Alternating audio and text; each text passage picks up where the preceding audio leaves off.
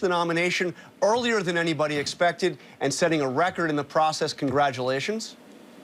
Thank you very much. But I want to ask you, even as he's done this week, Donald Trump went out and we saw he took a shot at Susana Martinez, criticizing her. Even Mitt Romney saying he choked like a dog, walks like a penguin. Took a shot at Jeb Bush still. What is the strategy here? Is any Republican who criticizes Trump or his policies going to be face this kind of fire? No, this has been greatly blown out of proportion. I mean, Governor Romney, is jealous the fact that the first businessman to be nominated by the Republican Party with record numbers is Mr. Trump, and with a chance of winning the White House. Romney had a chance to win it. He lost it. He sees that Donald Trump has not only won the nomination, he's won it with record numbers in the primaries, and he's now leading in some of the polls already. You know, the Governor Martinez thing, where the focus was on the wrong thing. Mr. Trump was talking about, as he does always when he goes anywhere, the problems in government that aren't working, that aren't helping the people. And he was talking about the welfare system and how it was out of control in New Mexico. And just as he criticizes issues in Washington, when he's in the States, he talks about things that need to be done to improve the situation for the voters and for the people, because that's why he's running for president. The fact that it was a Republican governor of New Mexico is not the point. The point is that the system was broken. If it was a Democratic governor, he'd have been saying the same thing. He's out there representing the interests and talking about what needs to be done and why, as president, he will change things and make people's lives better. That's what it's all about.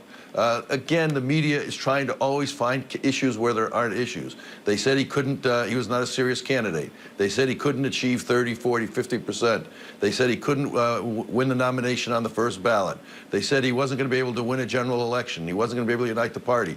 All of these things are wrong. He's proven them all wrong in record time. Oh, okay. I mean, we clinched the nomination the first week in May. So can you help me understand, though, what happened with this debate that sure looked like it was going to happen between Donald Trump and Bernie Sanders? Here's what Mr. Trump himself said earlier this week. I want to debate him so badly. I'd love to debate Bernie. Bernie's not going to win, but I'd debate him anyway if they wanted to put up money for charity. Now suddenly we hear Donald Trump is unwilling to debate Bernie Sanders. What's going on? Is he afraid of facing off with Bernie Sanders? He's not afraid to face off with Bernie Sanders. He's the Republican nominee now. The question should be, why is Hillary Clinton afraid to debate Bernie Sanders? She's the one in the Democratic primary with him. And the point Mr. Trump was trying to make was the Democratic system is rigged. It's been rigged from the beginning for Hillary Clinton. Bernie Sanders has been winning primaries and losing delegates. Now you've got California, a state where Clinton thought she was going to win. The race has gotten very close. Bernie Sanders wants to debate Hillary Clinton.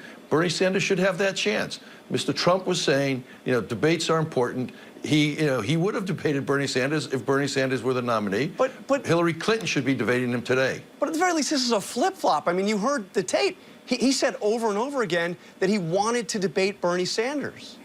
And then suddenly it was no. And he does, but nothing changed. He does, well, what changed is he became the presumptive he became the actual nominee of the party between the time he said it and the time it happened. But that's not the point. The point is Hillary Clinton is the one who should be debating Senator Sanders. Hillary Clinton is the one who is in the Democratic primary.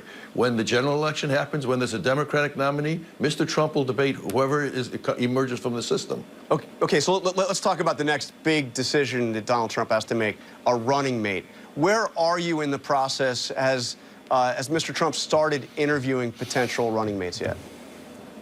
Mr. Trump has said that he wants a vice president who knows Washington, is able to deal with the Congress, and could be viewed as somebody who could be president. He has identified a list of people. He's talking about those lists. He said that it's the qualifications of the candidate that matter, not the gender, not the ethnicity. That doesn't mean there aren't women or Hispanics on the list. It means that he's looking at the qualifications. And he started that process. He's announced that he would announce his candidate sometime around the convention, and we're on track for that to happen. Is he asking potential running mates as part of the vetting process to turn over their tax returns? The list of candidates that he will be considering will be fully vetted. The exact process we're not talking about. Including tax returns? We're not talking about the process. They will be fully vetted, and he'll be comfortable with the selection as far as the American people is concerned. Okay, now you mentioned the issue of women and minorities. Of course, in an interview with Howard Fineman of Huffington Post this week, you said that Trump was unlikely to choose a woman or a minority because, in fact, that would be viewed as pandering. What did you mean? How would choosing a woman or a minority be seen as pandering? No, there was another part to it, which I actually just said a minute ago. I said Mr. Trump was looking at the qualifications of all the candidates and that he wouldn't select someone only on the basis of gender or ethnicity. That's not to say that, because that would be pandering. But the qualifications, if it's a female who's qualified, that's a totally different story. And there are many Republican women who are qualified, and several of whom might be on the list. So are you, Mr. Trump had said that he wanted somebody with Washington experience early on. Is that still where you are? Are we likely to see somebody who is either serving in Congress or has served in Congress? He said Washington experience, people who could work with the Congress, and those are the credentials that he's looking for. Okay, so I want to ask you about something else that kind of surprised a lot of people. In an interview with the Washington Post, Donald Trump brought up the conspiracy theory that Vince Foster was murdered. Of course, he also brought up allegations that Bill Clinton had committed rape back in the 1990s. Are we going to be seeing more of this? Is this the kind of campaign he's going to run? Well, he didn't say that Bill Clinton had committed it. He was referencing a woman who said that, who had a relationship with Bill Clinton. The point is, trouble follows the Clintons everywhere. People are frustrated with all of the drama around the Clinton family and the history of the Clinton family. And certainly, if they're going to be back into the political milieu, then their history is relevant to what the American people can expect.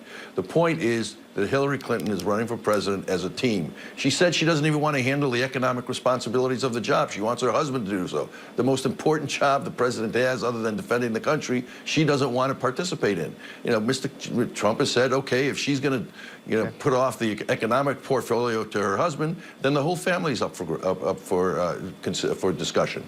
Okay, one more question before you go. The New York Times reported that some on your campaign staff believe that the campaign headquarters there at Trump Tower has been bugged. What's going on with that? I don't know who said that. Certainly there are people probably who would like to, because there's a lot of good work going on there, and we've been able to develop a campaign that is cohesive, that's working together, and in a record time, thanks to a great candidate who's got a vision and connected to the American people, put the campaign in a position to win the presidency. So we're continuing to work forward. But do you believe your campaign headquarters has been bugged? Do I believe it? No, I don't believe it, but I don't know who said that. All right, Paul Manafort, thank you for joining us. I can truly get aide, Caesar the leader.